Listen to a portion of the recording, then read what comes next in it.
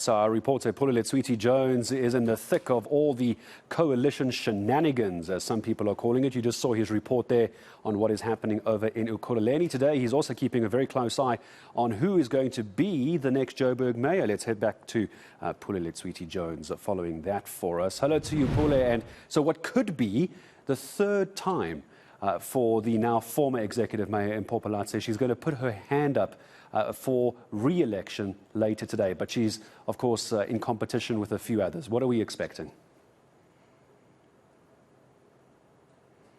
Well, a very good morning, Gareth. I think we should go back to actually the talks that took place last week, Thursday, where we understand that the PA, the DA, and of course ActionSA had agreed that the Patriotic Alliance would be given the portfolios, the Department of Transport in Johannesburg, and of course the Economic Development portfolio as well.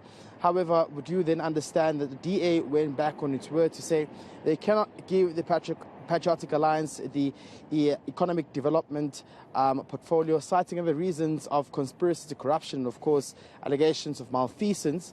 But, of course, ActionSA coming again to say that it doesn't make sense. I mean, then why are they continuing to give the Patriotic Alliance the Department of Transport in Johannesburg, which has a budget of about 7.7 billion?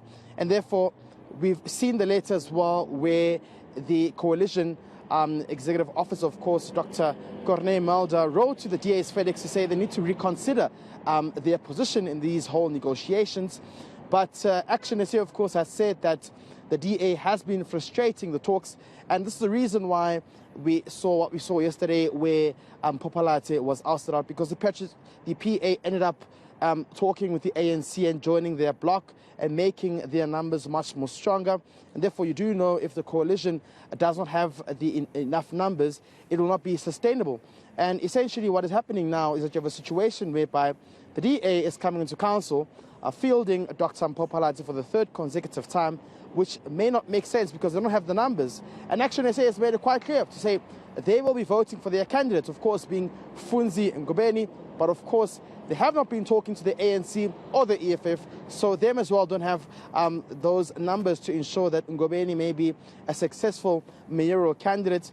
Then you have Tapelo Ahmad from Al Jama'ah, who then will have the backing of the EFF and the ANC, and of course the Patriotic Alliance, which may make, you know, his position to be a mayor in the city of Joburg very much successful, because the prospects are quite clear that he has the number.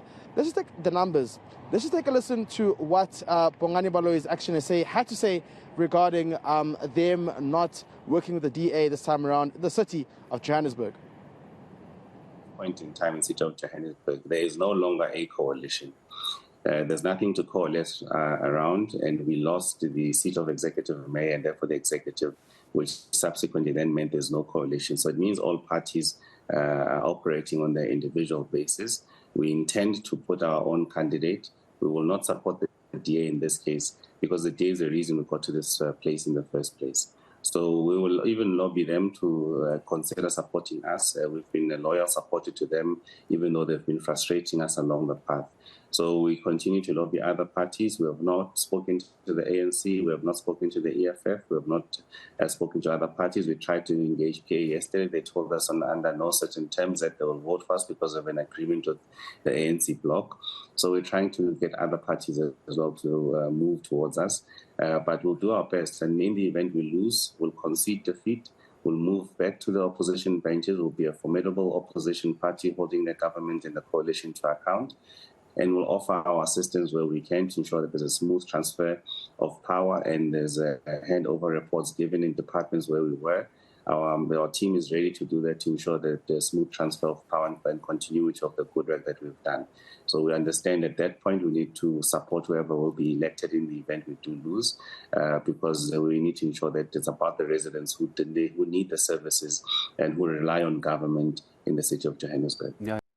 Bongani Baloyi from ActionSA speaking to us earlier. Pule, let's just start putting some timelines in place, because Joburg residents, and let's be honest about this, while political parties and I would argue journalists were all fascinated by the wranglings of coalitions, residents want the work to actually get on and get going again. Right now, once again, the city of Joburg is rudderless and leaderless. So what is the plan for today? Is this the only item on the agenda, I imagine, at council?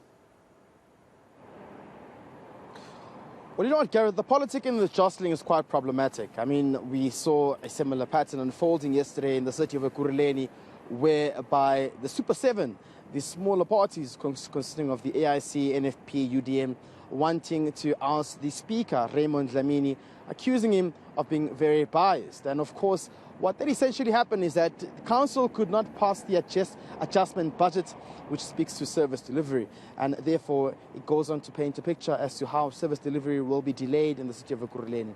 The city of Joburg as well, a very similar thing. We do understand that the now out former executive mayor, of course, Mpopalati, had a plan about to fight load shedding and, of course, decrease the stages of the rolling blackouts in the city.